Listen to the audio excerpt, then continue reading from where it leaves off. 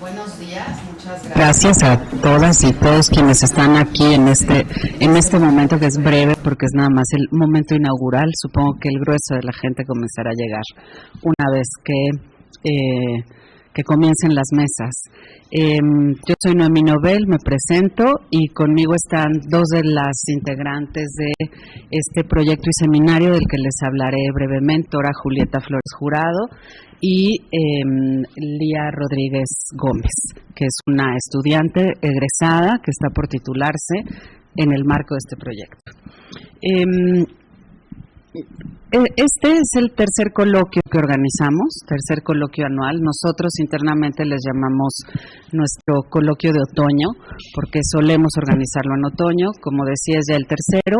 El primero, para quienes no nos conozcan, pues tuvo lugar hace 3 años ya y se dedicó a conmemorar los 25 años de la publicación del primer volumen de la heptalogía de Harry Potter, que fue Harry Potter y la piedra filosofal.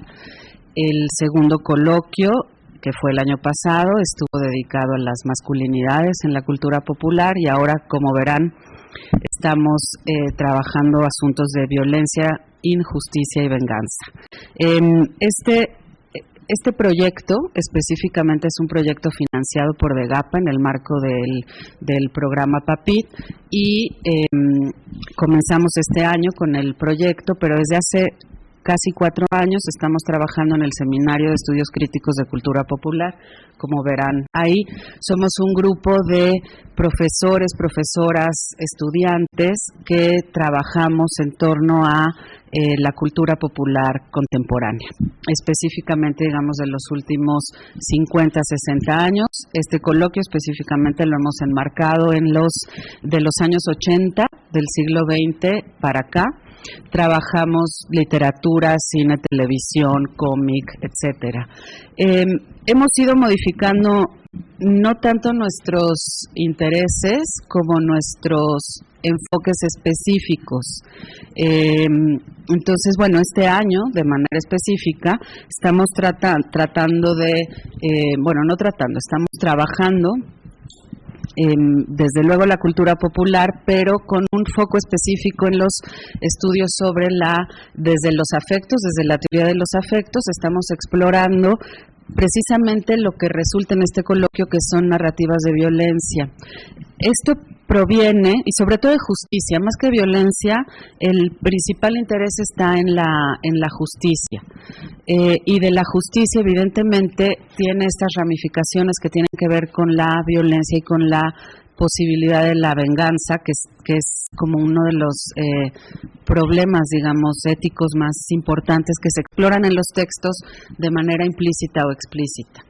Entonces, esto proviene tanto de mi interés como coordinadora del seminario desde hace varios años, como de la observación de que a partir de la pandemia se comenzaron a reproducir de manera importante narrativas dedicadas a los Vengadores, por ejemplo. No me refiero a los Vengadores de Marvel, digamos, sino a los Vengadores como figuras, Vengadores y Vengadores, no porque antes no hubiera esas narrativas, sino porque comenzaron a reproducirse de manera importante, como decía.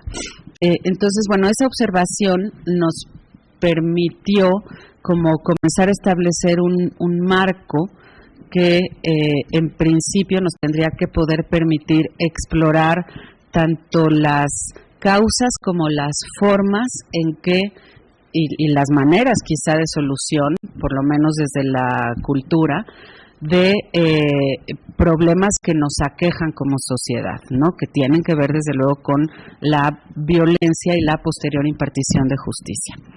Entonces, bueno, pues en ese marco estamos organizando, como decía, a esta hora ya el tercer coloquio. Hoy comenzamos, vamos a tener 3 días, no completos, son 3 mañanas en realidad. Estamos también explorando este nuevo formato de no hacer días completos, sino hacer mañanas, jornadas de mañana, y hacerlo en varias sedes. Entonces, hoy estaremos aquí en la Facultad de Filosofía y Letras, que es nuestra casa. Mañana estaremos en el CISAN, en el Centro de Investigaciones sobre América del Norte, donde está trabajando de manera fija la doctora Julieta Flores, que también es profesora del Colegio de Letras Modernas, y el viernes estaremos en la Facultad de Artes y Diseño, también de la UNAM, a la que pertenece una de nuestras profesoras integrantes del seminario.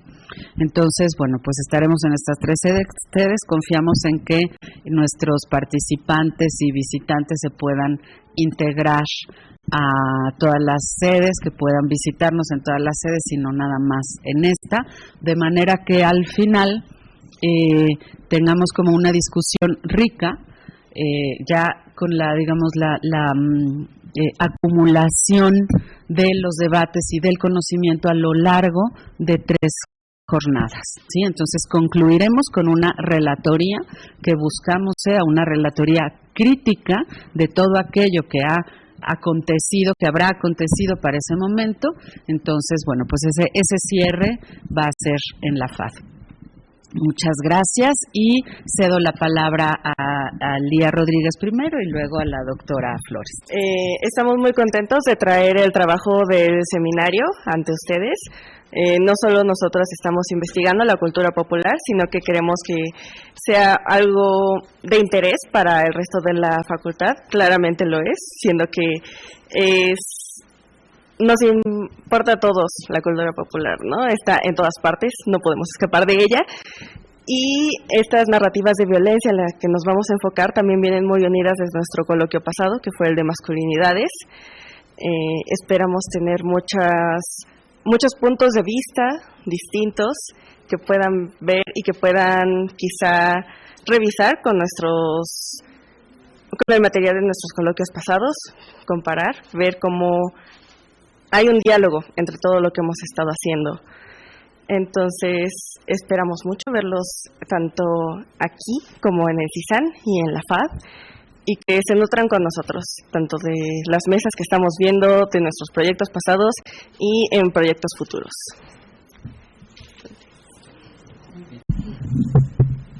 Gracias, Lía. Julieta. Ok, hola a todas, todos. Sí se escucha, ¿verdad? Ok. Pues no tengo en realidad tanto más que agregar. Creo que ya todas estamos entusiasmados porque den inicio las ponencias. Igualmente yo me sumo a esta bienvenida a integrantes del seminario, a ponentes, al público que nos está acompañando hoy. Y pues tengo muchas personas a quienes me gustaría agradecerle, instancias también que nos han apoyado y que han hecho posible este tercer coloquio desde GAPA, desde la Coordinación de Investigación, en particular gracias a Maximiliano Jiménez, hola, por el diseño de nuestro cartel, que quedó increíble, y también por la difusión que han realizado en redes sociales, igual gracias al personal técnico del Salón de Actos. Yo quisiera rápidamente presentar a las integrantes del comité organizador para que también se acerquen a nosotras si surge cualquier duda o necesitan algo en esta jornada y en las que vienen. Lía Rodríguez, a quienes ya escucharon, también forman parte del comité organizador Bianca Ramírez, Ana Sofía López, Carolina Ulloa y yo, Julieta. Entonces, por favor, siéntanse libres de acercarse si hay cualquier duda. Y yo también celebro que traigamos la cultura popular a espacios académicos justo en días pasados. Creo que es un debate que con cierta regularidad regresa, como si la universidad o los espacios académicos son los entornos adecuados para como tener ciertas discusiones acerca de la cultura de masas o aquello que se considera como demasiado comercial o que a veces es hasta descartado como trivial. Yo creo que una vez más podemos demostrar que vale mucho la pena tomar en serio las series, la música popular, los cómics, porque nos dicen mucho sobre dónde estamos, sobre qué tipo de cuestiones nos preocupan o nos interpelan, en dónde están sucediendo los debates a veces como más intensos sobre el tipo de sociedad, el tipo de mundo en el que queremos vivir, y que estamos hablando además de productos culturales que tienen un alcance masivo, entonces de ninguna manera se ha de subestimar como su capacidad de diseminar mensajes. Y pues nos dio mucho gusto que este coloquio tuviera un interés tan nutrido. Recibimos muchas propuestas, por eso, bueno, tendremos 3 días. Probablemente hubiéramos tenido más, aunque se hubiera vuelto muy maratónico.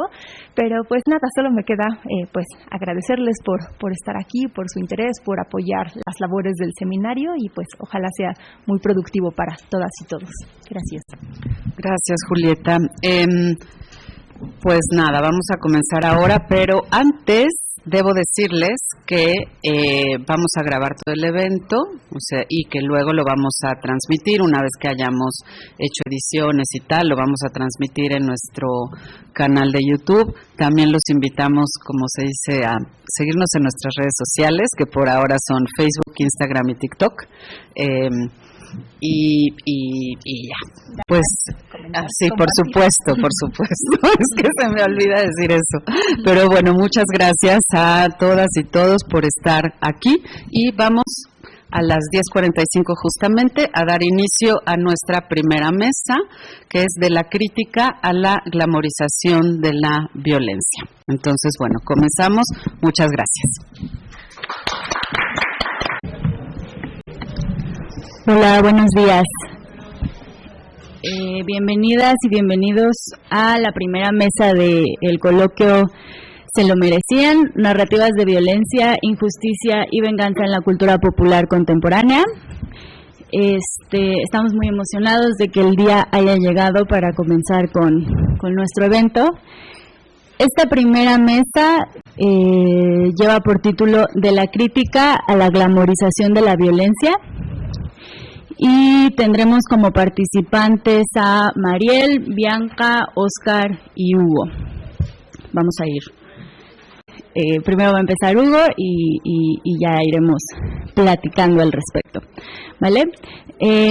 Igual para que nuestro público sepa, el evento está siendo grabado por completo. Entonces también si ustedes deciden tomar fotos o videitos, nada más les pedimos que nos etiqueten en nuestras redes sociales si los llegan a compartir y pues nada, daré inicio. Vamos a empezar con Hugo Enrique del Castillo Reyes con la ponencia Terror en el campus, violencias e injusticias del ámbito universitario en el cuento español Nox Una de 2010 de Marianne Womack y en la película estadounidense Master de 2022 de Mariama Diallo. Hugo es doctor en letras, maestro en letras españolas y licenciado en lengua y literaturas hispánicas por la UNAM. Es miembro del Sistema Nacional de Investigadoras e Investigadores. Es profesor de la Facultad de Filosofía y Letras desde 2012 y ha publicado constantemente en revistas académicas, participado en varios libros colectivos, así como en eventos académicos nacionales e internacionales. Entonces, Hugo, te cedo la palabra. Bueno, gracias por la organización, a la facultad, por permitirnos estar aquí compartiendo cuestiones de literatura, en este caso literatura y cine popular, de la cultura popular. Bueno, voy a comenzar un poco hablando de el objetivo y la hipótesis de esta ponencia, que será el objetivo analizar las representaciones de la violencia y la injusticia universitarias a través del género del terror en este par de productos culturales, el cuento español Nox Una y la película estadounidense Master. Un poco la hipótesis es mostrar que la violencia y la injusticia en estos productos, en los dos que ya mencioné, adquiere una realidad con las estrategias narrativas del género del terror y construye una amenaza que daña a los miembros de la comunidad universitaria. Esto pues hace que el receptor reflexione desde su circunstancia inmediata, pues construye una crítica al sistema universitario y a las esferas de poder que detentan las violencias y las injusticias. Ambas obras coinciden en que se puede ser víctima, victimario o una especie de cómplice al pasar por alto lo que ocurre, fingir que no está allí, como se hace con ciertas amenazas como el fantasma, el monstruo, y eso requiere ser confrontado y muchos solamente lo obviarán. Bueno, rápidamente sobre el cuento Nox Una, es escrito por Marianne Womack, una autora española. Se publica en las antologías Aquelarre y en Las Mil Caras del Monstruo en 2010 y en 2018 respectivamente. Cuenta la historia de Jonás en una narración homodiegética, quiere decir que él mismo cuenta la historia, un ex estudiante de una universidad antigua cerca de Venecia, no se especifica exactamente en cuál, y vuelve después de 4 meses de haber sido expulsado. Los temas sociales que trabaja este cuento son la marginación, el desprestigio social y académico, la violencia y la injusticia en el ámbito universitario y una denuncia de la perpetuación del poder en un grupo privilegiado. Ahora, el segundo producto que revisaré, que analizaré, es Master, un largometraje escrito por Mariama Diallo, originaria de Estados Unidos. Se estrena en 2022 en el Festival Sundance. Y la trama sigue a 3 mujeres afroamericanas en la Universidad Ancaster: Jasmine, quien es una estudiante de recién ingreso; Gail, una profesora a quien acaban de nombrar Master de una casa de estudio; y Lip, una profesora que solicita su tenure, que aquí lo conocemos como la definitividad, ¿no? La titularidad. Aquí son cosas diferentes, pero bueno, hablamos de la permanencia vitalicia en el cargo académico. Y los temas sociales son los mismos que revisa el cuento, pero además con énfasis particular en el racismo cotidiano y el institucionalizado. Bueno, un par de consideraciones entre teóricas prácticas. Primero, hablar de cómo la literatura puede funcionar como una denuncia. La literatura, cuando deja sus funciones ya ceremoniales, se dedica a hablar de lo oculto, de lo que no debe hablarse, de lo infame, y con ello viene una ética, una responsabilidad social para relatar los secretos más comunes, y esto incluye a las violencias y a las injusticias. La relación de la literatura con la verdad y con el poder, de forma que se ofrece un artificio ficcional, pero se compromete a producir efectos de verdad. Y esta función de lo literario también pasa al cine. Aquí tengo una cita de La Espada que dice: las ficciones no solo se refieren al mundo, están en el mundo, forman parte del mundo, interactúan con el mundo y modifican el mundo. Por eso la relevancia de revisarlo también desde allí. Bueno, el primer tema que quiero tratar es el pasado legendario de los campus, como se construyen en ambas obras, unas reminiscencias del gótico. Y lo primero es la construcción de la imagen de este ámbito, de este espacio, a partir de un pasado legendario. En Noxuna, la ciudad universitaria aparece como un laberinto y su antigüedad es una presencia que amenaza a la comunidad y a Jonás. Aquí traigo un ejemplo de lo que dice Jonás: 4 meses no son suficientes para exorcizar un lugar, pero solo tras mi regreso comprendí esa verdad odiosa. La ciudad había vuelto a enredarme en su oscura tela de araña, la universidad que escondía un secreto bajo la apariencia de leyenda desfasada, la ciudad que habitamos es un laberinto desordenado, la ciudad universitaria odiada y amada a un tiempo, escenario de todo aquello que me aterraba. Entonces, como se puede ver en esta cita, hay esta referencia que en algún momento termina personificando a la ciudad, y hay algo ominoso detrás de esta ciudad. También en esa otra cita se puede observar una ciudad oscura de edificios grandiosos y que sin embargo conserva de forma extraña las proporciones humanas, con un claustro carcomido que se cae a pedazos, húmedo, recubierto de escudos despintados que recuerdan alguna lacra, alguna extraña enfermedad cutánea. Todo ello aderezado por alguna leyenda que no cree nadie, a propósito de la fortaleza, enclave del primer y maldito claustro de la historia, allá por el siglo XIII. 4 meses no son suficientes para exorcizar un lugar. Incluso se repite esta frase, ¿no?, hablando del lugar que se necesita ser exorcizado.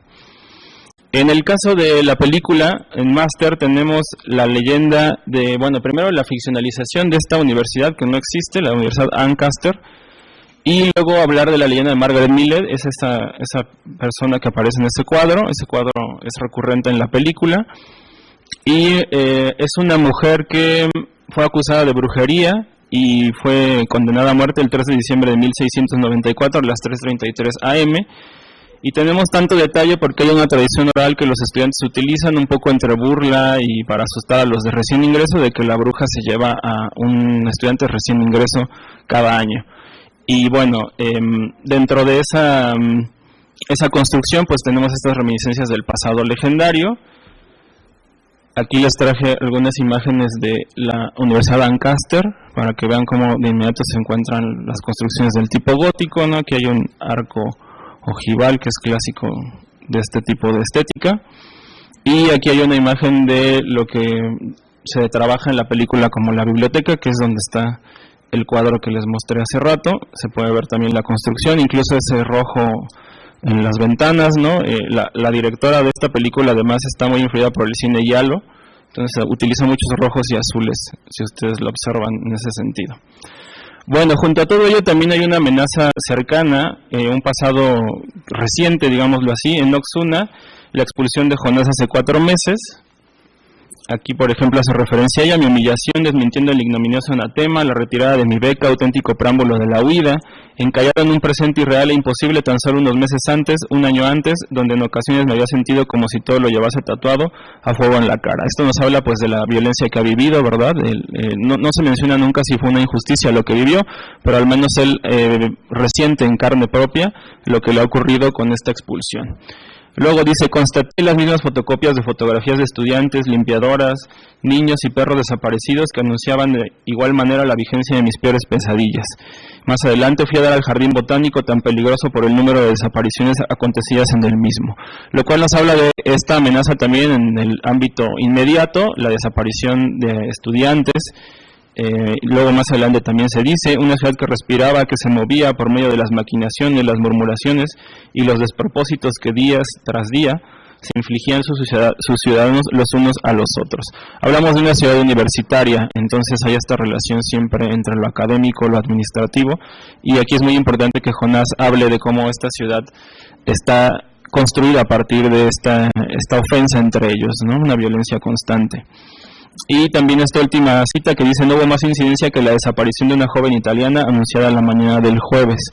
Me parece importante que lo mencione así Jonás, porque además le quita como cierta relevancia, como si fuera algo ya recurrente y constante, las desapariciones de los estudiantes, que en teoría tendría que ser algo que nos alarme demasiado, pero bueno, es una realidad que también vimos constantemente aquí en México, ¿no?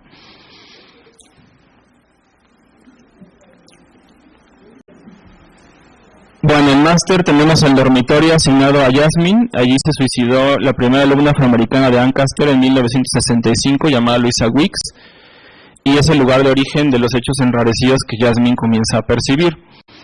Jasmine investiga y encuentra el diario de esta alumna y se da cuenta que ella también ve a esta pretendida bruja y parece que la está asediando, igual que también comienza a revisarla a ella. Y en la película se construye la amenaza de este ente sobrenatural junto con el racismo. Entonces el receptor llega a comprender que ambos elementos están empalmados, que están relacionados de manera íntima, y para ello se utiliza la estructura clásica de las películas de terror. Ustedes la recordarán, siempre hay como esta vigilia donde se construye la trama de lo que ocurre socialmente con los personajes, y casi siempre por las noches está la amenaza y se va construyendo de a poco. Aquí ocurre así, pero con el racismo el día, no los microrracismos que vive la estudiante Jasmine. Y también gay en el ámbito cotidiano, solo que la violencia contra Jasmine escala hasta que graban la palabra live en la puerta de su dormitorio, la palabra vete, y más tarde la violencia todavía llega a un punto extremo en el que se le prende en fuego una cruz cerca de su dormitorio, siguiendo por las acciones racistas del Ku Klux Klan. Ahí la referencia es muy importante. Entonces, bueno, traje una escena, espero que se alcance a ver.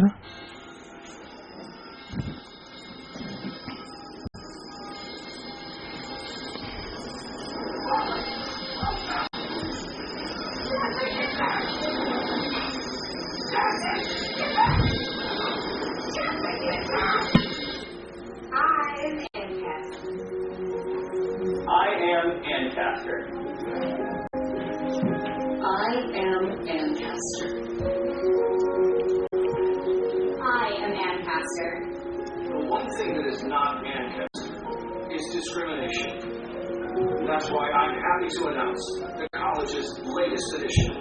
The Ancaster Alliance for an Inclusive Future is a student-faculty coalition committed to protecting and promoting diversity. Using innovative methods such as diversity workshops, a visiting lecture series, and multicultural events, AAIF will blaze a new path towards radical inclusion. Now more than ever, let's show the world who we really are. Bueno, como pudieron observar, está terminando de verse esta cruz en fuego y de inmediato pone la edición de la película, este video institucional donde se habla de que no hay discriminación y todo lo que se está haciendo para que haya inclusión, lo cual resulta entre irónico y una crítica bastante mordaz, ¿no?, en términos de lo que hacemos como universidad para que estas cuestiones dejen de suceder.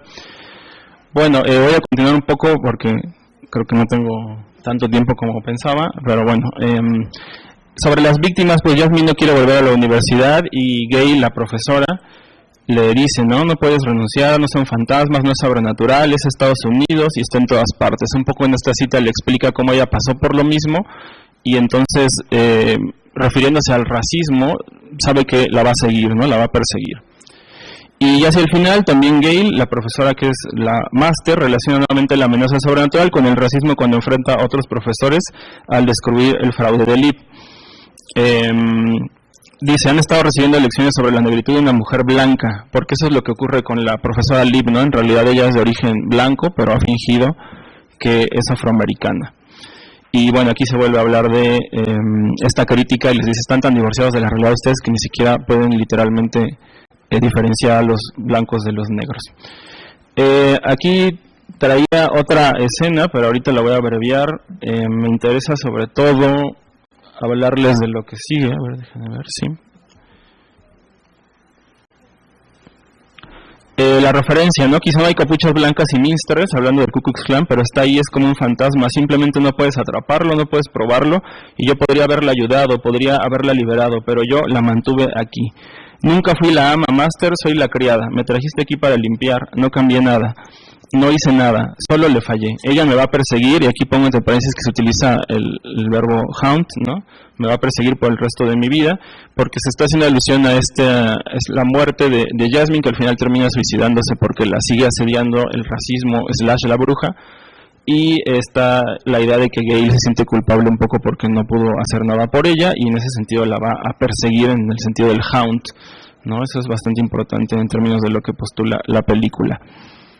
Y el juego de palabras, la película se llama Master, que aquí está el Master por el cargo que tiene la profesora, pero también Master como amo, y entonces ella no es ningún amo, el amo sigue siendo la supremacía blanca, y ella es más bien la sirvienta, que es un poco lo que la película plantea. En la escena anterior, que ya no les puede pasar, se ve una sombra que parece que está en un pasillo, y no queda claro si lo que hace es mover un caldero como si fuera una bruja, o mover un trapeador, ¿no? Esa es como una escena ahí que está a la mitad entre las dos cuestiones.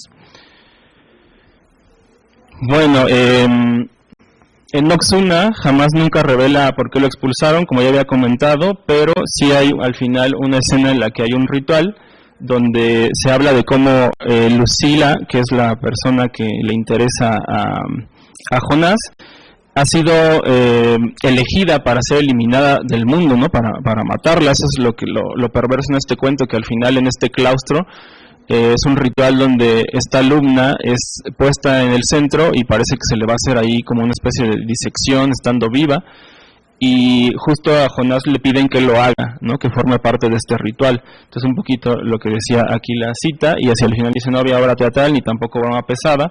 Por alguna razón que no entendía, Arnaud había elegido a Lucila para que fuera limitada, y si me negaba a colaborar era posible que me eliminaran a mí. Nada tenía sentido y de repente todo se volvió claro como el sol, los incubos, la fortaleza, las leyendas que no eran tales, el claustro en pleno y los estudiantes desaparecidos. Entonces estos estudiantes desaparecidos se le puede achacar a este grupo, además de profesores, que es un poquito de lo que voy a hablar muy rápidamente. Los victimarios, ¿no? Ya hablamos de las víctimas. Lip, que finge ser negra para pertenecer, es el conflicto que hay con Jasmine, quien mete una disputa académica contra una calificación que no le parece de esta profesora. Ella ha pedido su definitividad y eso implica muchísimo. Y claro, esto refleja los casos reales de Jessica Krugen y de Rachel Dolezal, que pues fueron en realidad profesoras que hicieron esto, ¿no? De fingir que eran afroamericanas y luego tuvieron que renunciar a sus cargos. Aquí solamente la cita donde queda claro que ella está buscando pertenecer a un lugar y hace todo lo necesario para ello, incluso fingir su origen. Y esta imagen la traje al final para que vean cómo ella se pone esa capucha, y la primera imagen que vieron es como aparece la bruja con esta capucha en varias ocasiones, y luego ella se la pone antes de salir. La última parte de la película, la aparición de ella es poniéndose la capucha y saliendo, lo cual también hace ahí una identificación entre la amenaza y ella. Y bueno, en este video que ya nos va a dar tiempo de ver, lo que se veía es como hay unos cuadros en la casa esta donde están festejando que le habían dado la definitividad a Lip, y lo que ve Gail, que es el personaje que está aquí sentado en el centro, afroamericana, ve que los personajes están ahí sentados platicando, pero también son los mismos de los cuadros. O sea, hay una permanencia de este grupo en el poder que hace que todo siga igual, ¿no? Y que la violencia y la injusticia se siga perpetrando. Y en Oxuna es el claustro de profesores, es lo que aparece allí, ¿no? Nunca nos dicen exactamente lo que ocurre o por qué están allí, pero queda claro que el claustro de profesores es el que decide que tiene que eliminar a Lucila, y el que además le pide de alguna manera a Arnaud que traiga a Jonás, y lo que se le ofrece a Jonás es que se le restituya todos sus privilegios en la universidad a cambio de que él forme parte de ese grupo al matar a Lucila. Entonces, bueno, aquí ya al final se dice, ¿no? Los ancianos habían comenzado a pasar sobres de vino de los que ellos mismos se servían, como ocurre a los postres de las cenas de la facultad cuando los sirvientes ya se han retirado, y empieza el momento reservado al cotillo más peligroso, el que puede destrozar la carrera académica de alguien. Entonces, bueno, ahí queda clara la crítica, ¿no? Estos grupos en el poder, aquí es un grupo de profesores ancianos que al final termina matando a Lucila, ¿no? Aquí el primer párrafo dice: los ancianos beben de sus brazos, de sus senos, una jauría cámara lenta balazándose sobre la breve piel que los cubre, el rostro mustio, los ojos hundidos en sus órbitas para siempre, abiertos como relojes inmensos. En el cuento lo que ocurre es que hay la posibilidad de advertirlo, porque luego aquí se desmaya Jonás en cuanto le pide a Arnaud que lleve a cabo esta acción. Él tira una moneda y en eso ve todo negro y se desmaya, y se conecta con un punto en el cuento donde lo atropella un coche. Entonces parece ser, claro, la interpretación más sencilla sería pensar que Jonás alucinó todo lo de este ritual, pero en realidad se le presenta la oportunidad de advertirle de alguna manera a Lucila que esto va a ocurrir en el futuro, ¿no? Es como una especie de sueño profético o visión hacia el futuro.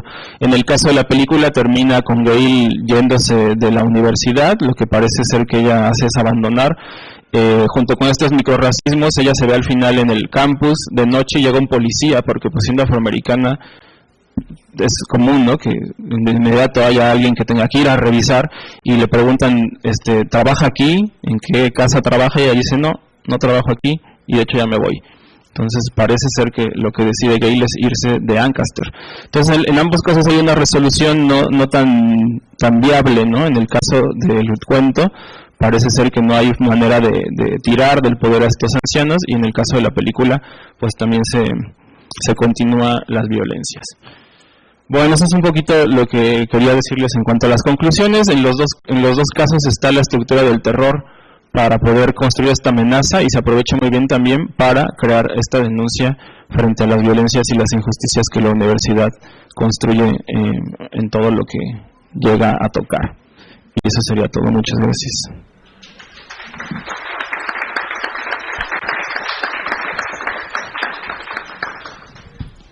Muchas gracias, Hugo. A continuación vamos a tener la ponencia de Óscar Patiño Vallejo, que lleva por título Saldar cuentas, una aproximación al sentido de justicia a través de las representaciones de violencia en el cine de Quentin Tarantino. Óscar es estudiante del Colegio de Literatura y Lenguas Modernas, de Letras Inglesas, aquí en alemanas, sí es cierto, perdóname, de Letras Alemanas, aquí en la facultad. Adelante, Óscar. Agradecer a los presentes y a quienes forman parte del seminario, cuyo esfuerzo hizo posible pues este coloquio, ¿no? Y bueno, el cine de Tarantino es ya bastante conocido en gran parte de la cultura pop en general, más allá del propio ámbito cinematográfico, pues ha sido referenciado en incontables ocasiones dentro de otras producciones audiovisuales, ya sean a gran o pequeña pantalla, o sea, el cine, series e incluso videos musicales o de contenido variado en plataformas como YouTube o TikTok. Tanto como en otros medios, por ejemplo, en cómics, ilustraciones, videojuegos, etcétera. Del mismo modo, pero a la inversa,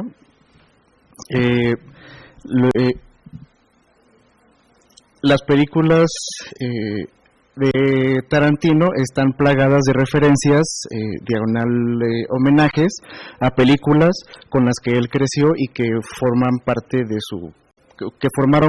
parte importante de su crecimiento, de su vida. Referencias que, además de ser elementos los cuales pueden no ser tan evidentes como el baile de un concurso al interior de un restaurante con temática de los 50, o la entrada de la protagonista por un largo pasillo mientras se presenta el título de la película, o decisiones estéticas o narrativas más identificables, como un conjunto de criminales encerrados en una bodega apuntándose con armas por la desconfianza surgida entre ellos, o las siluetas oscuras de guerreros contrastando con un fondo de un sólido color primario. Y esto resulta ya, o sea, el referenciar otras películas resulta ya un sello característico del director. Otro elemento tan o más importante en el cine de Tarantino es efectivamente la violencia, hecho por lo cual ha sido frecuentemente criticado y hasta vapuleado por parte de la audiencia y la crítica desde sus primeras obras, hasta el punto de afirmar que sus cintas están llenas de violencia gratuita y sin sentido. Pero es justo decir que la violencia de Tarantino que las películas de Tarantino tienen violencia sin sentido. A ver, vamos a ser sinceros. No se puede negar, no se puede negar que en sus películas se ejerce un constante y alto nivel de violencia, debido a que las historias de las historias escritas por este realizador las desarrolla en tramas cuyas situaciones se ubican en un mundo criminal. Y ya que los entornos criminales se entienden como agrupaciones no institucionalizadas ante el Estado, por lo tanto se encuentran en constante conflicto con dichos grupos estatales o paraestatales dominados para la obtención de poder, aclarando en este punto la idea de Hannah Arendt referente a que tal dominación sobre la otredad es el poder representado en el avance tecnológico que ayuda a un grupo a ejercer más daño sobre el otro. He ahí, por ejemplo, la razón y métodos de las guerras, las revoluciones y golpes de Estado, ¿no? Entonces, aclarando que las ficciones de Tarantino ocurren en un entorno criminal, la violencia no es sino una consecuencia del mismo. Más valioso sería cuestionarnos si resulta justa la representación de dicha violencia, debido a que es sumamente complejo hablar sobre lo que es justo e injusto en tanto a lo relacionado al desenlace y o motivaciones de sus personajes, causado por el mencionado entorno delictivo. Si hablamos de concepciones críticas, estrictamente, si hablamos de concepciones estrictas sobre la justicia, esta está ligada directamente con el sistema legal institucional, convirtiéndose de esta manera en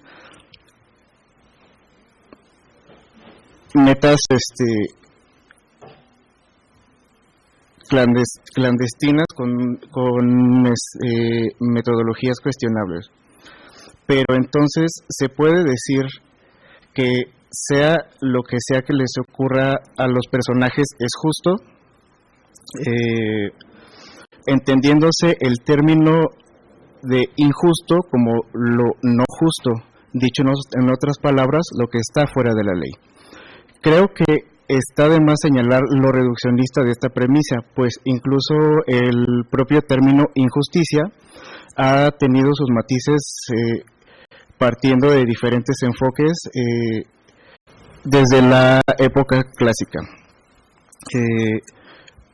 Platón, por ejemplo, inicia con la idea de que lo justo es, a grandes rasgos, lo equitativo. en tanto que cada uno de nosotros debe realizar sus funciones designadas en una sociedad plenamente consciente de la imposibilidad de que cada individuo ejecute en igualdad de condiciones cualquier otra actividad. Pero asimismo, él creía que la injusticia partía de un problema cognitivo, al nosotros no ser capaces de comprender cómo sería una sociedad racional por completo. Por su parte, San Agustín plantea una idea de justicia regida ya por las leyes establecidas en los dogmas cristianos para no incurrir en el pecado, pero consciente, al igual que Platón, de nuestro fallo cognitivo, y señala la injusticia como la incomprensión para dar lo suficiente a Dios y al hombre lo debido. Aún regidos por un gobernante cristiano y sus buenas intenciones, son esperados los errores que causen daño tras cada decisión.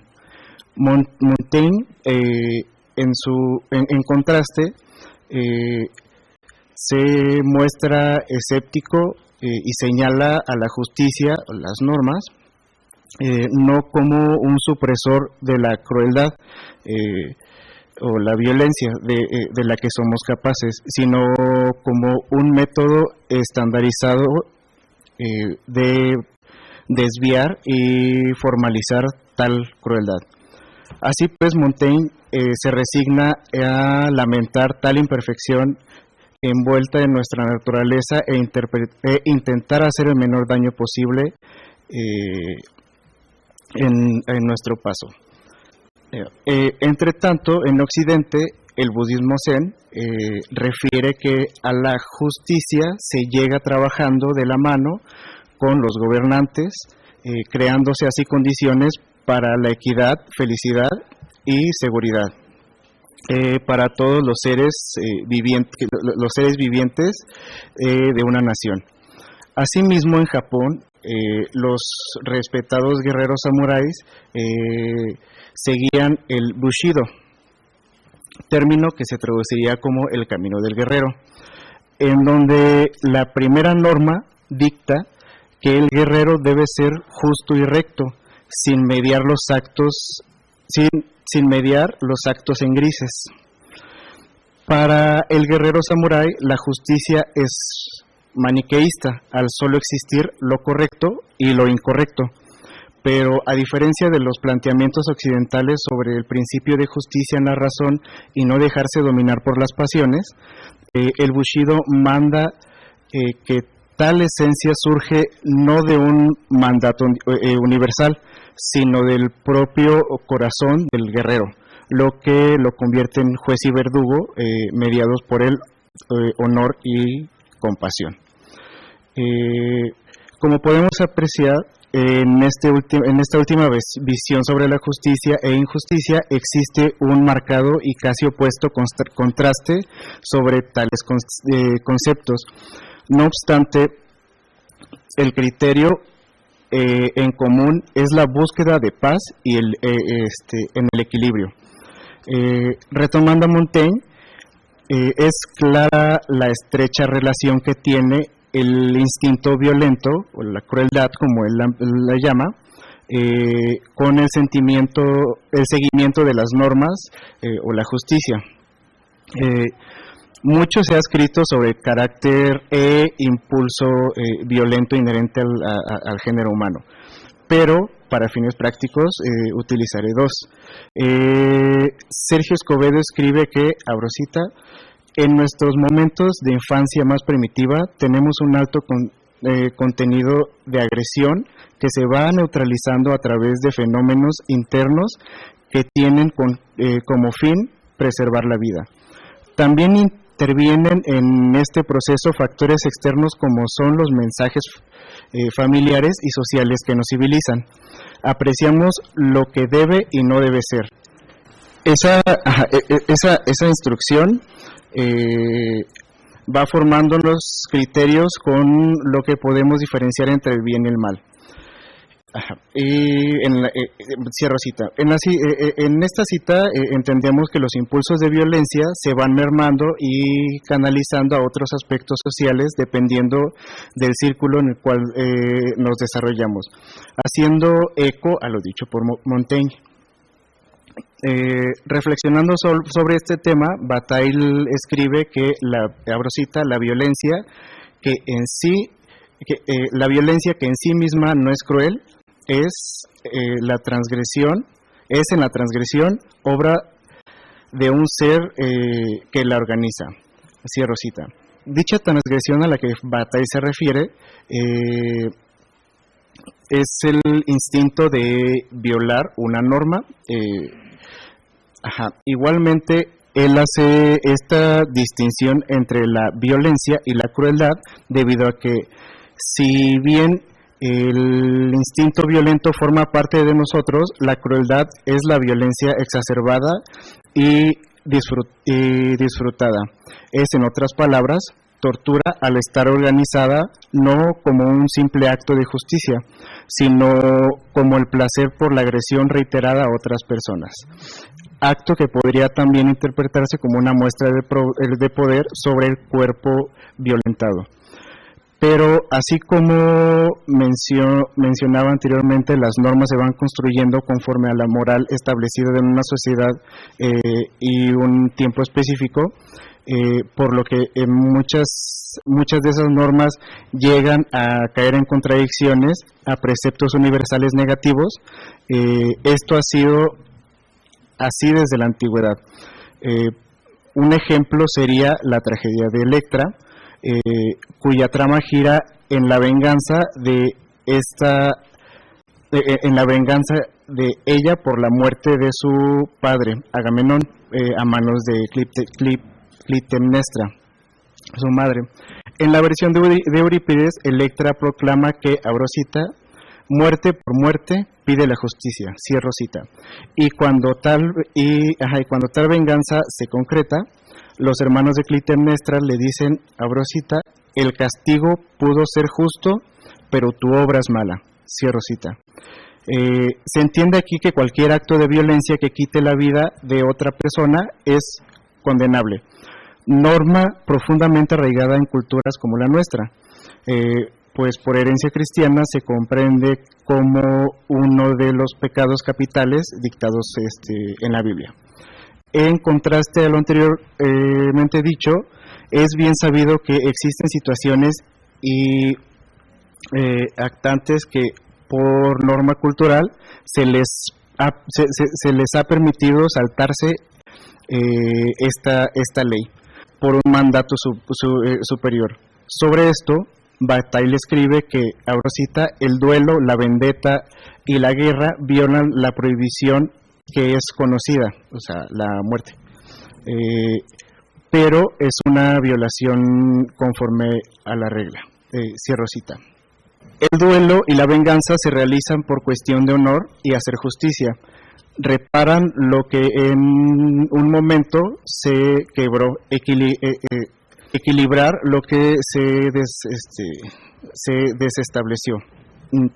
Ahora bien, estos mensajes que forman la estructura normada por una sociedad se han representado y difundido a través de las diferentes manifestaciones del arte. Sin embargo, una de las expresiones artísticas que mejor funciona para la divulgación y de cierto modo adoctrinamiento resulta ser el del cine. Walter Benjamin, en su ensayo La obra de arte en la época de su reproductibilidad técnica, aporta el término de aura como eso único de una obra de arte que la vuelve indistinguible por su carácter manual. El cine, al ser una expresión apoyada principalmente por la aplicación de la tecnología, pues aunque la fotografía tiene un aura en el negativo, el filme, al ser un conjunto de fotografías que simulan movimiento, carece de aura. Más en consecuencia, el cine, como producto dirigido a la masa, se vuelve más accesible, más inmediato, y la masa dominada por el efectismo del montaje que apela a las emociones, se permite disminuir su carácter crítico. Tarantino entiende muy bien este orden y los ejemplifica de manera precisa en sus historias. Son espectáculos que atraen a masas de personas, pero con actos de violencia que sí se diferencian dependiendo del actuar de cada personaje. Vemos así entonces que en la película de Kill Bill, si bien es evidente que hay mucha violencia, incluso en la primera parte hay toda una secuencia o una escena larga en la que, para evitar una censura o como la clasificación más alta, tuvieron que ponerle el filtro de blanco y negro. Pero, en el cine de Tarantino existen tres. En La merecida o justa son todas aquellas muertes o actos de violencia en donde el tono es marcadamente irónico y hasta cómico, rayando incluso en lo caricaturesco.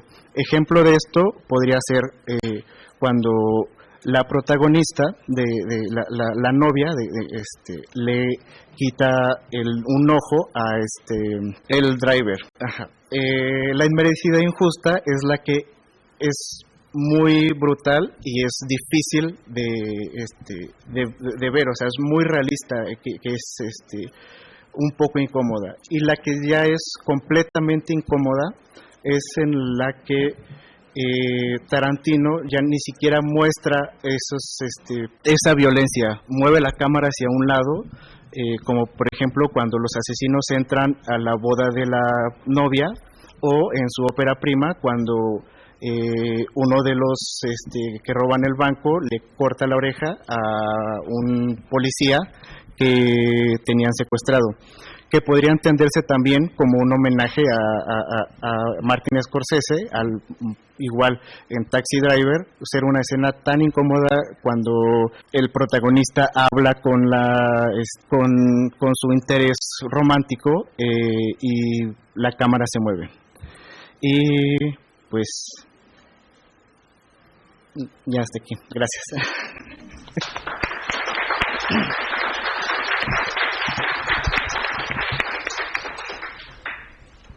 Muchas gracias, Oscar. Ahora tendremos la ponencia de Bianca Ramírez Cermeño. Su ponencia se titula Glorificación de la violencia, el caso de Natural Born Killers de Oliver Stone. Bianca es licenciada en Letras Inglesas y miembro del Seminario de Estudios Críticos de Cultura Popular y del PAPIT Género, Afecto y Cultura Popular. Es ayudante de profesor en el Colegio de Letras Modernas y sus principales líneas de interés son las representaciones de la masculinidad en la cultura popular, así como las relaciones entre cine y literatura. Adelante, Bianca. Gracias. Hola, yo les voy a hablar sobre Natural Born Killers. En 1994, el director Oliver Stone estrenó Natural Born Killers, en donde se cuenta la historia de Mickey y Mallory Knox, una pareja de asesinos que recorren el sur de Estados Unidos cometiendo una serie de homicidios. Al transformar a estos criminales en íconos de la cultura pop, la película satiriza la forma en que los medios de comunicación glorifican la violencia. Esto se logra a través del personaje de Wayne Gale, un periodista que tiene un programa sobre crímenes y que se encarga de construir una imagen glorificada de los Knox, además de explotar dicha imagen. Debo aclarar que el objeto de estudio de esta ponencia es el Director's Cut, la cual incluye material que se recortó para poder alcanzar la clasificación R. El propósito de esta ponencia es reflexionar sobre cómo se aborda la glorificación de la violencia y las implicaciones de esta representación en la percepción de la justicia. Así, en este análisis, propongo que la representación de la violencia implica una responsabilidad para quien la presenta, así como para quien la consume. Esto lo haré a través de dos puntos: la noción de justicia en relación con la violencia y la violencia como espectáculo mediático. Para empezar con el primer punto, es necesario establecer que la relación que la película establece entre la violencia y justicia me parece problemática. A través de los personajes de Mickey y Mallory se cuestiona la legitimidad del sistema de justicia. La película presenta a los Knox como figuras que, a pesar de ser criminales, se perciben, y digo se perciben porque realmente no lo son, como agentes de justicia. Un claro ejemplo de esto es la escena inicial de la película.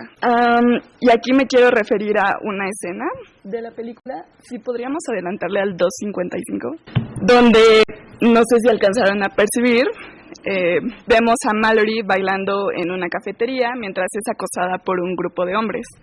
En esta escena vemos que cuando ella baila, uno de ellos hace movimientos obscenos. Esto sucedió antes del fragmento que proyectamos. Enseguida ella comienza a golpearlo y la escena concluye en una matanza. Al final, Mallory, como vimos, solo grita: ¿por qué siempre están jodiéndome? Solo quiero bailar, maldito. Esta escena es particularmente problemática, pues durante la secuencia, durante un segundito, como espectadores, adquirimos el punto de vista de Mallory y logramos ver al hombre que la molestaba. En ese momento en el que adquirimos su perspectiva, la matanza queda, y cito a Alison Young, un poco justificada. En el mismo orden de ideas, me parece que el mundo diegético es hostil, un lugar que realmente no quisiéramos habitar. La policía es corrupta, tenemos el caso del detective que persigue a los criminales, Jack Scarnetti, que asesina a una mujer. El Estado es inepto, y esto lo vemos representado en el director de la cárcel, Warden Dwight McCloskey, quien es un personaje sumamente desagradable. Y además sabemos que Mallory era abusada sexualmente por su padre. Precisamente este fallo del sistema judicial, aunado a la hostilidad del mundo, nos empuja a sentir empatía hacia los asesinos. La película nos presenta a Mickey y Mallory como productos de un sistema que falla en proteger a su gente. Sin embargo, me es necesario enfatizar que esta empatía, aunque comprensible desde una perspectiva emocional, es peligrosa. La película no solo nos invita a comprender las circunstancias que han moldeado a estos personajes, sino que también nos enfrenta a la posibilidad de justificar sus crímenes como una reacción legítima a un mundo injusto y violento, lo que me parece realmente peligroso. Este tipo de narrativas pueden borrar la línea entre lo que es aceptable y lo que no lo es. Éticamente aceptable, y no. Haciendo que el espectador, en este proceso de identificación con los personajes, pueda llegar a ver sus actos de violencia como una forma de redención o como un mecanismo de supervivencia dentro de una sociedad corrupta. Lo peligroso de producir empatía hacia los asesinos radica en la normalización de la violencia como respuesta ante la opresión o la injusticia. Aunque la película cuestiona las estructuras judiciales, la glorificación de personajes que recurren al asesinato como solución a sus problemas y además que simplemente disfrutan matar, propone la idea de que la violencia parece ser la única forma de obtener justicia o redención. Esto puede ser especialmente problemático en un contexto cultural donde el consumo de medios violentos es constante. Otro momento en el que podemos ver esto es cuando el personaje de Mickey es entrevistado por Whale, donde habla abiertamente sobre su desconfianza hacia el sistema judicial y la corrupción que percibe en la sociedad. Esto refleja una postura de desconfianza ante un sistema que, en lugar de ofrecer justicia, parece perpetuar la violencia. En este sentido, Natural Born Killers problematiza la noción de lo justo.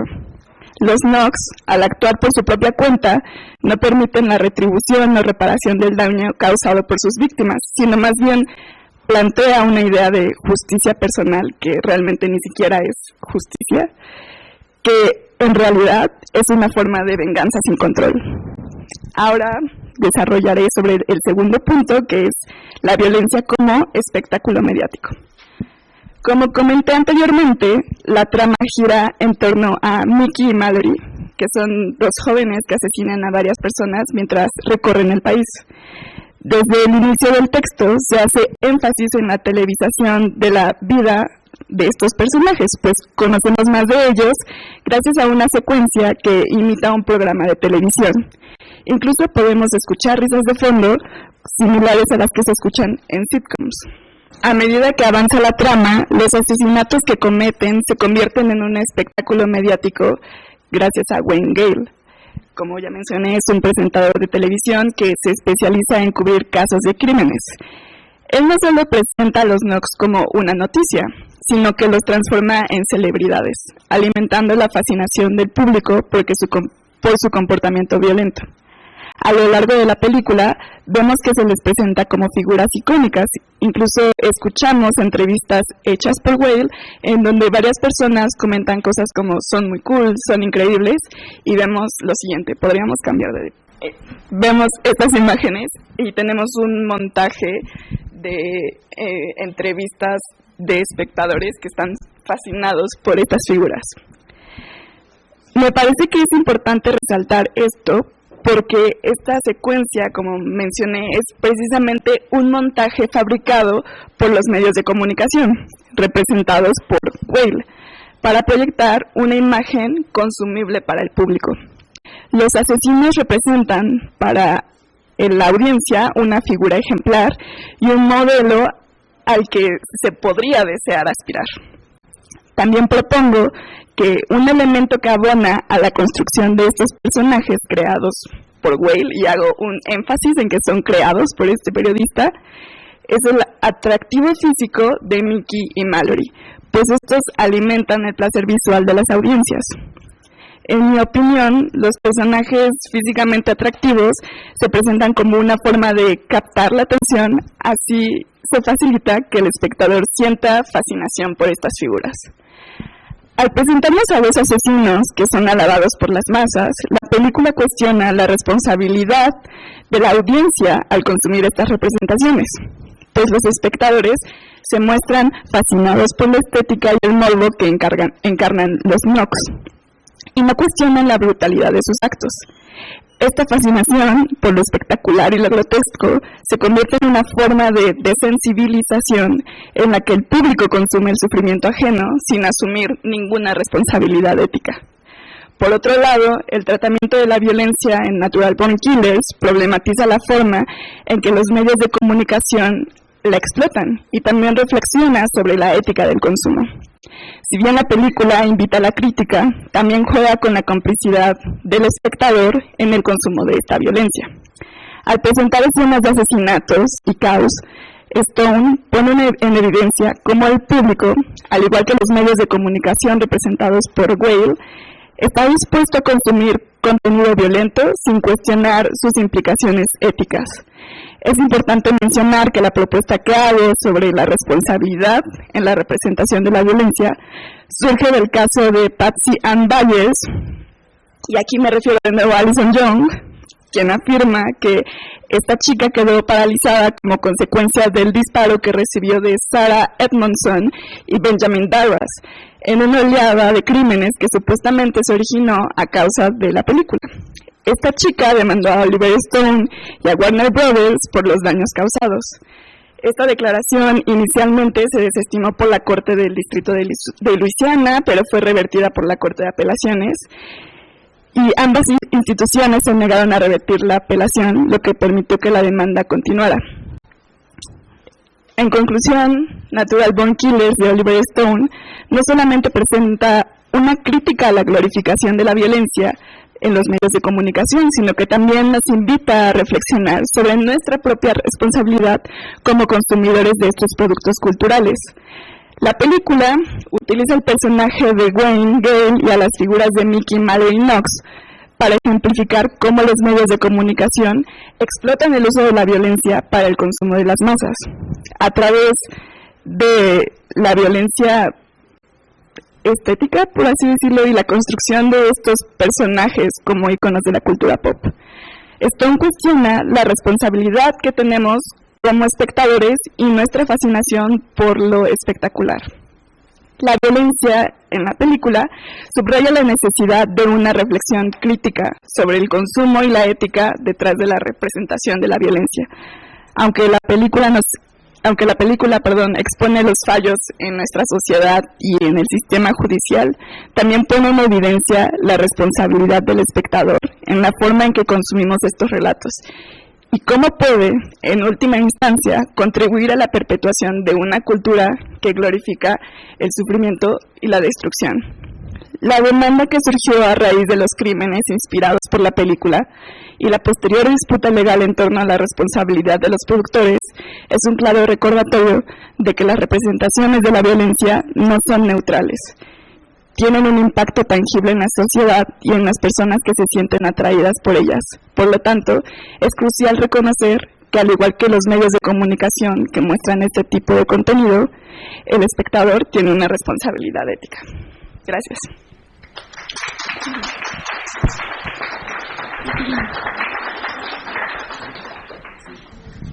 Muchas gracias, Bianca. Y nuestra última ponente es Mariel Torres Segura. Ella nos va a presentar la ponencia Sometimes for Prey to Live, Its Predator Must Die. Violencia y naturaleza en Where the Crawdads Sing, de Gilia Owens. Mariel es de la Ciudad de México y estudió la carrera de Letras Inglesas aquí en la facultad y se graduó con mención honorífica en 2018. En 2020 obtuvo el grado con honores de maestra en literatura comparada por la Universidad de King's College en Londres y actualmente se dedica a la enseñanza de idiomas y literatura tanto en México como en Inglaterra. Te doy la palabra, Mariel. Gracias. No sé si tenga la presentación por ahí. Ay, muchísimas gracias. Disculpen la logística. Bueno, se llama Sometimes for Prey to Live, Its Predator Must Die. Y quiero agradecer mucho el espacio. Gracias por esta oportunidad al Seminario de Estudios Críticos de Cultura Popular y a la Facultad de Filos. Es súper bonito estar aquí otra vez. Y les voy a hablar del libro de Delia Owens, que fue publicado en el 2018 bajo el nombre La Chica Salvaje. Delia Owens, esta es su novela debut. También hay una película muy buena, si la quieren ver, está en Prime, se las recomiendo. Y un poco les voy a hablar de la trama para que sepan de qué va. Pues está ambientada en las marismas de Carolina del Norte en los años 50 y 60, cerca del pueblo ficticio de Bagley Cove, y nos cuenta la historia de una niña que se llama Kaya, que fue abandonada por toda su familia y tuvo que aprender a vivir sola en las marismas de Carolina del Norte. Pero la novela y la película empieza cuando encuentran el cuerpo de Chase Andrews, que es un joven el más popular del pueblo, y lo encuentran muerto en el pantano y parece que se cayó de la torre que está ahí. Y a falta de un culpable, los dedos señalan a Kaya, que había sido discriminada toda su vida y a la cual apodaban la chica salvaje o The Marsh Girl en inglés. La someten a un juicio cuyo veredicto puede resultar en la pena de muerte o en su liberación. Gracias a que faltaban pruebas contundentes, Kaya es liberada para alivio del lector y de la audiencia, y es en la última página y en la última escena donde nos enteramos que sí fue ella quien lo mató como un acto premeditado para preservar su propia vida, gracias a que Chase anteriormente había intentado violarla, la había golpeado y amenazaba con volver a hacerlo, ¿no? Entonces, ya que Kaya, que vivió siempre sola en la naturaleza y siempre había tomado su dirección y sus pautas de ella, decide matar a Chase y lo toma como un acto amoral, ¿no? Y justo dice en la película, a veces para que la presa viva, su depredador tiene que morir. El depredador siendo Chase y Kaya la presa, ¿no? Entonces, por eso mi título de la ponencia, pero el coloquio se llama Se lo merecían. Entonces, para hablar de esto, si Chase merecía esto o no, vamos a hablar del personaje de Kaya con su relación con la naturaleza, la sociedad y cómo desarrolla ella su brújula moral, ¿no? Pues bueno, como una niña abandonada por su familia, ella creció en la naturaleza, y la naturaleza aquí en esta novela toma un papel principal. De hecho, la novela empieza hablando de la naturaleza, y esta cita se encuentra en el prólogo, y dice: un pantano lo sabe todo sobre la muerte, y no por ello lo considera una tragedia, y menos un pecado. Entonces, esta cita un poco anticipa lo que va a pasar, porque luego ya nos presentan el cuerpo de Chase, y también señala la moralidad de la naturaleza y nos la pide que lo hacemos como pauta para interpretar los eventos, ¿no? Y por otro lado tenemos a Kaya, esta niña abandonada por su familia, que entonces se afilia a la naturaleza, y esta cita lo representa muy bien. Dice: la tierra la recogía cada vez que tropezaba, Kaya puso la mano en la tierra húmeda y vital, y la marisma se convirtió en su madre, ¿no? Entonces vemos cómo Kaya a lo largo de su vida siempre aprendió todo lo que sabía a través de observar la naturaleza. El mundo natural se volvió su forma de entender el mundo humano, ¿no? Y la naturaleza en esta novela se presenta como una maestra omnisciente, y los sistemas de la sociedad se presentan como deficientes, contrastando con la naturaleza, ¿no? Para hablar un poco de Kaya y su relación con la sociedad, pues podemos decir que ella siempre fue discriminada y marginalizada. De hecho, la apodaban The Marsh Girl, en español la chica salvaje, le decían el eslabón perdido, la niña loba, basura de pantano. Ella sufrió humillación y hostigamiento por parte de las personas de Barclay Cove, y violencia, ¿no?, por parte de su padre, pero también Chase Andrews, que la golpeó, la intentó violar, traspasó en su territorio y amenazaba con volver a hacerlo, ¿no? Entonces, también los sistemas de la sociedad se muestran como deficientes, ¿no? Los sistemas le quedan mal a Kaya. Para empezar, el sistema familiar de él recibe violencia por parte de su padre, negligencia y abandono por todos sus familiares, ¿no? Entonces ella dice: no puedo abandonar a las gaviotas, las garzas, la cabaña, la marisma es la única familia que tengo. Por otra parte, el sistema educativo también le queda mal, ¿no? Él recibe humillación, y también es un sistema de baja calidad, ¿no? De hecho, en esa cita dice que la pusieron en el segundo grado, aunque ella debería ir en el primero, pero pues estaba muy llena, la ponen en el segundo, y la gente se burla de ella pues porque no sabe lo que debería saber para ese entonces, y entonces dice: pero pues qué más da, ¿no? Ella es de la marisma, vienen unos meses y luego ya no vuelven. Y entonces dice: Kaya nunca volvió a la escuela, regresó a observar a las garzas y coleccionar conchas donde suponía que podía aprender algo, ¿no? Entonces ella dice: yo voy a ir a hacer que mi escuela sea la naturaleza, ¿no? Y por último, también vemos que el sistema judicial y el sistema moral no le convencen, ¿no? Cuando Chase la intenta violar, y Jumping, que es su figura paterna, es el único hombre negro en la novela y por eso también es discriminado, le dice como: ve a las autoridades, denúncialo. Ella le dice: Jumping, o sea, por favor, no sabe que no puedo decírselo al sheriff ni a nadie, me arrastrarían a la oficina del sheriff y me obligarían a contar a un montón de hombres todo lo que sucedió. No puedo pasar por eso. Y dice Jumping: no, pues hay que hacer algo, no puede hacer eso, ir ahí como el rey del mundo en su lancha, ¿no? Y entonces Kaya dice: Jumping ya sabe cómo son las cosas, se pondrían de su parte, dirían que quieren armar un escándalo para sacar dinero a sus padres o algo así. Piensa en lo que pasaría si una de las chicas de Color Town, es decir, una chica negra, acusara a Chase Andrews de asalto e intento de violación. No harían nada, cero. La voz de Kaya se volvía más y más aguda. Esa chica acabaría teniendo muchos problemas. Escribirían sobre ella en los periódicos, la acusarían de prostituirse. Bueno, a mí me pasaría lo mismo y lo sabe. Por favor, prométame que no se lo dirá a nadie. Concluyó con un sollozo, ¿no? Vemos que esta escena no se aleja mucho de la realidad que viven muchas personas hoy en día en el siglo XXI, ¿no? Y eso todavía más nos hace empatizar con el personaje y incluso estar de acuerdo con ella, ¿no? Que incluso si hubiera denunciado a Chase, probablemente no hubiera pasado nada y probablemente le hubiera ido peor, ¿no? Lo que me lleva a mi tercer punto: cómo decide ella asesinar a Chase y cómo desarrolla su brújula moral. Pues en primer lugar por su contexto, ¿no? Ella es una moradora de la marisma y aquí mismo se ve cómo se rigen por otras leyes. Dice: los moradores de la marisma establecían las leyes como destilaban el whisky, no las tenían grabadas a fuego en tablas de piedra o escritas en documentos, sino profundamente estampadas en los genes antiguos y naturales como los que se incuban en halcones y palomas. Cuando el hombre se ve acorralado, desesperado o aislado, recurre al instinto de supervivencia. Rápidos y justos, los genes triunfantes se transmiten de una generación a otra con más frecuencia que los genes amables. No es cuestión de moral, sino de matemáticas. Las palomas luchan entre ellas tan a menudo como los halcones, ¿no? Entonces, una vez más, señalamos a la moralidad de la naturaleza, y en este contexto se encuentra Kaya, ¿no? Que siempre toma sus pautas de ella. Por otra parte, ella observa la naturaleza, en este caso los insectos, y ve como una praying mantis, una mantis religiosa, se come a su pareja mientras se aparean, ¿no? Y entonces ella reflexiona y dice: las luciérnagas hembra atraen a machos extraños con señales deshonestas y se los comen. Las mantis devoran a sus propios machos. Los insectos hembras saben cómo tratar a sus amantes, pensó Kaya, ¿no? Entonces ella, viendo esta moralidad en la naturaleza y viendo a los insectos, reflexiona, ¿no? Si las luciérnagas y las mantis lo hacen y son parte de la naturaleza, yo soy parte de la naturaleza, por ende, me están dando como la guía de cómo tratar a mi amante, ¿no? Entonces, pues decide matar a Chase. También porque se niega a replicar la historia familiar de abuso que vivió su mamá. Su papá violentó y abusó a su mamá toda su vida hasta el punto de llevarla a la locura. Entonces ella dice: yo nunca viviré así, no me pasaré la vida preguntándome cuándo y dónde llegará el siguiente puñetazo. Entonces deciden matar a Chase y el lector se entera hasta el final, también la audiencia en la película, cuando Tate, su esposo, encuentra, ya que Kaya se murió de viejita, Tate de viejito encuentra en la película un diario donde vemos ahí a la mantis religiosa un dibujo de Chase y abajo una frase que dice: no hay moralidad en la naturaleza.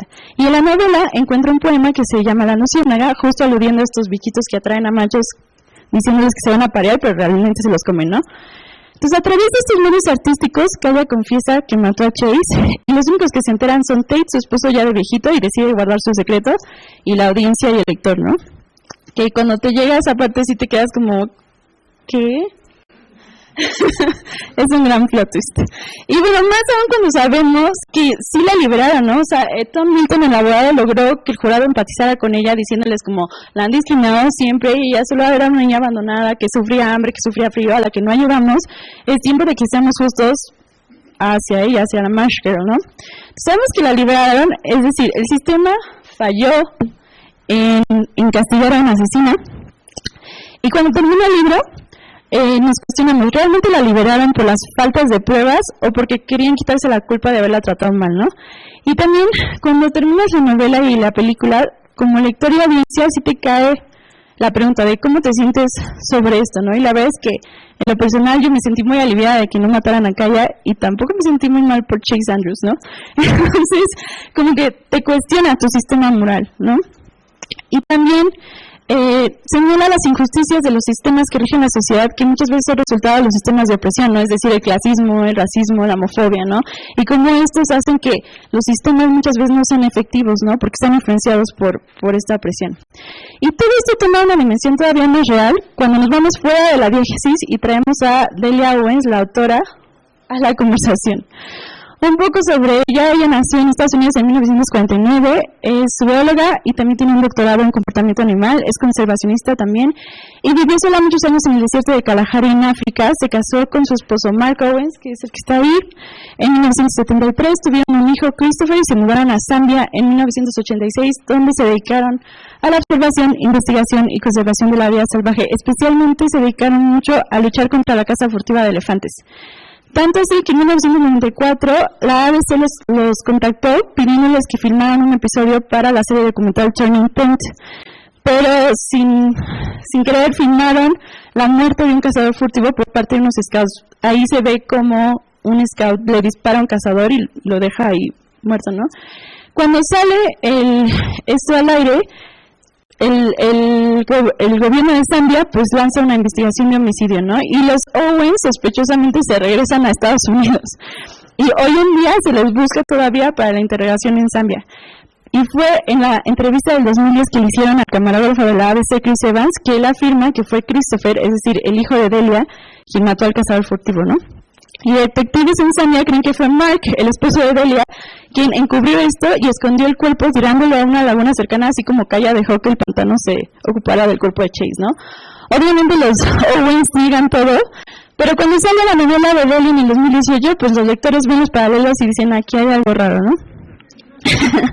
Y bueno, es que sí hay muchos paralelos, ¿no? En primer lugar, Delia usó su experiencia para crear a Kaya, ¿no? Ella vivió en aislamiento en el desierto de Kalahari muchos años, y en una entrevista ella decía que le interesaba mucho explorar cómo el aislamiento y la soledad le puede afectar a una persona y a su brújula moral, ¿no?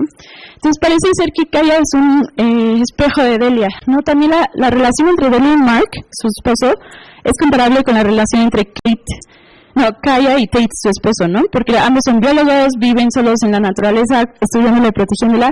Y obviamente la relación con la naturaleza que tiene Kaya es muy parecida a la que tiene Delia, es decir, una apreciación profunda, ¿no? De hecho, una productora de la ABC dijo de los Owens: ellos se veían a sí mismos como los salvadores de los animales. La forma en que se preocupaban era muy profunda, pero una corrupción de valores puede venir a nada de eso. Un poco aludiendo que podrían poner a la naturaleza sobre los seres humanos, ¿no? Y un jefe de una tribu en África, el jefe Chifunda, dijo sobre Mark Owens, el esposo de Delia: ese hombre tiene una enfermedad, ama a los animales más que a las personas, ¿no? Entonces parece que otro paralelo que puede aplicar es de la ponencia, ¿no? Para que la presa viva, su depredador tiene que morir. Presa siendo Kaya en la novela, los elefantes en la vida real, y el depredador Chase Andrews en la novela, y en la vida real los cazadores furtivos, ¿no? Entonces, sabiendo todo esto, es inevitable preguntarse, ¿esta novela es puramente una obra de ficción? O así como a Kaya el poema y el diario le sirvieron como una forma artística de sacar su culpa y de confesarse. Muchos lectores han pensado que esta novela es una forma de confesión de Delia Owens. Obviamente nada está confirmado y Delia Owens niega todo, ¿no? Pero sea ficción o no, lo que sí hace es que esta novela y la controversia alrededor de su autora nos deja preguntando, ¿qué es la justicia? ¿Cómo desarrollamos cada uno de nosotros nuestra brújula moral? ¿Y qué podemos hacer para que los sistemas que rigen nuestra sociedad sean más efectivos y no se corrompan por los sistemas de opresión? Muchas gracias.